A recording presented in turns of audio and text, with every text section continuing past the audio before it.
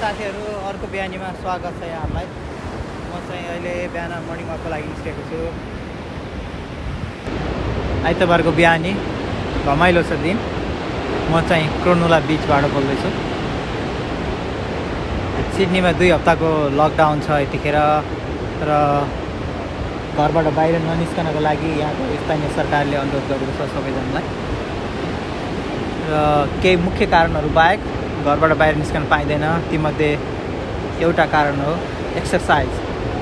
सायद यी सम्पूर्ण तपाईँहरूले अहिले देख्नुभएको मान्छेहरू चाहिँ यहाँ अहिले मर्निङ वाक गर्दै हुनुहुन्छ, एक्सर्साइज गर्दै हुनुहुन्छ। उहाँहरू समुद्रको छेउछाउमा।